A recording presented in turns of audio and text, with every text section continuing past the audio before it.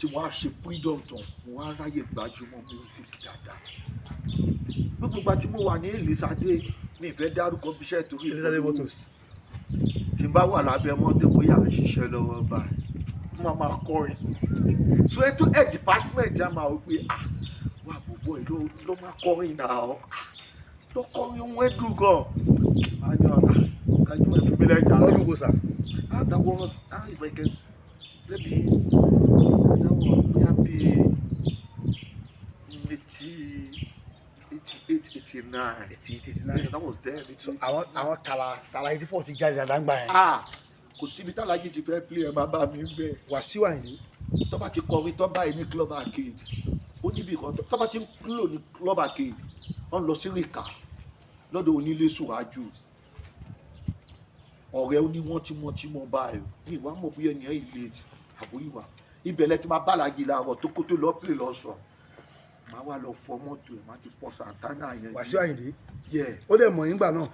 Alaaji mọ̀ mí dáadáa máa ní ọmọ mo ṣì wọ ibi ó ṣàfihàn kọrin ṣá ó ṣàfihàn Ọlọ́run á jẹ́ wà pẹ̀lú ẹ o Alaaji onímọ̀ pé mi ti fọ mọ́tò ń ta so tó bá máa fi bọ́ta á bọ̀ pé ọmọ mo ṣì ṣá ọmọ mo ṣì ló máa ń pè mí gbà yẹn torí ọ̀rẹ́ mi kọ́ ló jẹ́ kí n mọ̀ wọ́n ìyẹn máa ń wá sáàgbó mi gan ó ti léètì ń sìn. ọkẹ́ náà ti ń kọ́ díẹ̀ ń gbà yẹn. mo ti ń kọ́ máa ti ṣe jump àwa náà ti ń rí owó àti ń rí owó jump yẹn àwọn èèyàn ti ń mọ Shina Akanni gbogbo mo ṣe débi pé tó bá fẹ́ ṣe kò mọ́ fẹ́ ṣọjọ́ ọ̀gbìn fẹ́ ṣe ìyàwó fọmọ Shina Akanni náà máa pè ní gbogbo mo ṣe so eléré ò pọ̀ báyìí àwọn tá a bá ń gbà yẹn àwọn wàbí lọ rí lẹ́tà tí Sàláṣẹ́là Kàmọ́wọ́ Àkànjì Bílí Aminu Àdìó Bílí àwọn eléré pọ̀ gan bẹ̀tẹ̀ mímú kan wá from nowhere mo kàn so ibẹ̀ ni Sàmọ́dì Jọlá Ọ̀ṣọ́ ti ná ọgọ́ mi pé ilé àsọjọ́ so Sàmọ́dì jẹ́ ní instrument táwọn bá kàn ti gbowó eré gbà yẹn a máa kàn mú ìdímọ́tò wọlé à ń lọ ṣe shopping bàtà aṣọ àdàkọ̀mọ̀ kàṣà àti wàpá lórí stage à ń lọ soft ticket à ń lọ ys nìyẹn Copperfield Nulac à ń lọ máṣámá kàṣà dáhùn designer oríṣi kàṣà wà òkè lórí stage because a máa wówó yẹn set your stand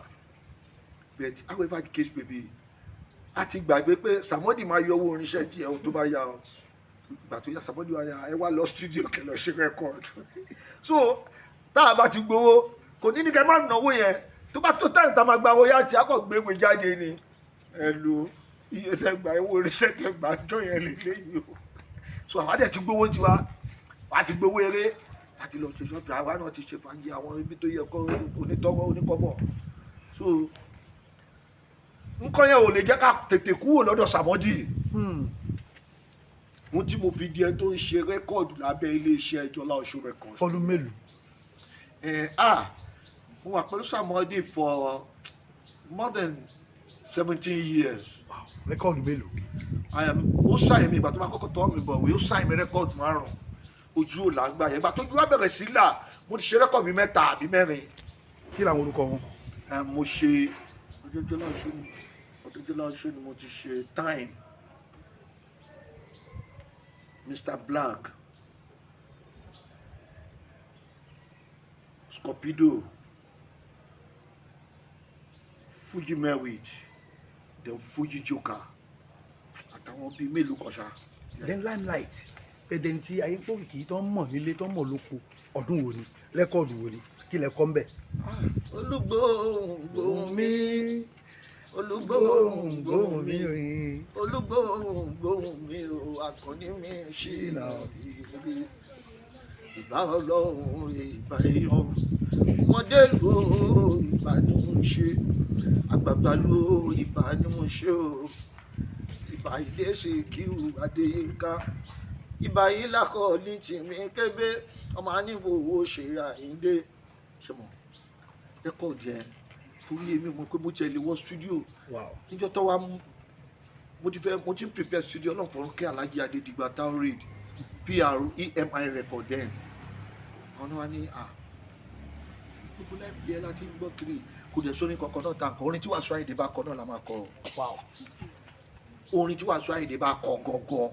la máa kọ lẹ́yìn orúkọ Shina Akanni tá a máa change ń bẹ́ ó tán àbẹ̀ Ṣẹ̀rífà ọmọ Bello ní Ìjẹ̀bú Ṣẹ̀rífà kìíní kankan ọmọ anífowó àwádẹ́ ṣe jẹ Akanni ti dòde àgọ́ lórí wà. Baba, kátó tẹ̀síwájú. You have spoken so much about Wasiu Ayinde. Wasiu Ayinde sí irú èèyàn wo ni? Wasiu Ayinde táwa ò mọ̀, tára àtà ò mọ̀. Ará àtà ò lè mọ̀. Ṣé relationship tó wà láàrin mi àti Alaaji? Alaaji Barrister ò lè mọ̀. Kò sẹ́ni tó lè mọ̀ nínú onífújì. Tí onífújì bá pé 200 níbí, Alaaji Wasiu Ayinde máa kọ iyan tèmi sọ́tọ̀. Kì í má rí lọ́dún méjì ọdún kan. Ìgbà tí mo lọ sójúde ọba bí ṣe dé láti Amẹ́ríkà mo lọ play lójúde ọba bí dẹ̀ ṣe gbé máìkì lẹ́ba ilé wọn ni mo gbà lọ straight because mo ti go slow mú wa níjẹ̀bú òde ká tó wọ all ẹ̀ time ti lọ tí má tún ní kí lọ bá wọn lé time àti lọ kí tó gun stage mo kàn gba Ìjẹ̀bú Òde town hall lọ fáwọn ẹgbẹ́ tí mo lọ kọ́ mi fún bẹ́ẹ̀ bí mo ṣe ṣe tọ́ báyìí tí mo gbé máìkì lẹ̀ mo dẹ̀ lọ bá wọn lé bí dẹ̀ ṣe ń délé wọn náà ní wọ́n dẹ̀ ti lọ sẹ́pẹ́ o mo dẹ̀ tẹ̀sán Alaaji I'm in your house o you ṣàpọ̀lá kìíní kọ̀ọ̀kan tó bá dá Akanni can you come down to Ẹ̀pẹ́ mo ní ilé ti ṣú not that I cannot go there but ilé ti ṣú even when you are playing for anijọ Friday tó kọjá àìlera ṣe rí relationship tí wà láàrin mi àti ẹ very very solid o yeah very solid because ẹni tó bá gbé àkàbà lẹ̀ tẹ bá fi àkàbà yẹn gòkè tẹ bá wá dókè yẹn tán tẹ bá lò lẹ fẹ́ rí fin ẹ má jẹ̀bi Ọlọ́run ẹ dẹ̀ jẹ̀bi ẹ̀ láyé bó ṣe rí nìyẹn mi ì gbọ́dọ̀ gbé microphone dání kí wọ́n sọ pé Wasiu Ayinde ẹ̀wọ̀n ló kù tí máa bú kí ló fẹ́ ṣe fún mi no I will never do that mi ò ní ṣe mi ì dẹ̀ ní ṣe àwọn ọmọdéọmọ mi ò ní ṣe because bí ṣe Alaaji Barrister ṣe láìkì mi tó bí ṣe fẹ́ràn wọn tó tèmi àti wọn jẹ́ ọmọ bàbá ọmọ sí bàbá orí wọn kọ́ ni mo kọ́ tẹ́yẹ̀ òun fi mọ̀ mi ó ní Wasiu Ayinde ni mo kọ́ táwọn èèyàn fi mọ̀ mo máa ń dìídì lọ ságbo Wasiu Ayinde lọ́wọ́ àwọn tó ń náwó tó jẹ́ èèkàn tó ń náwó ń ta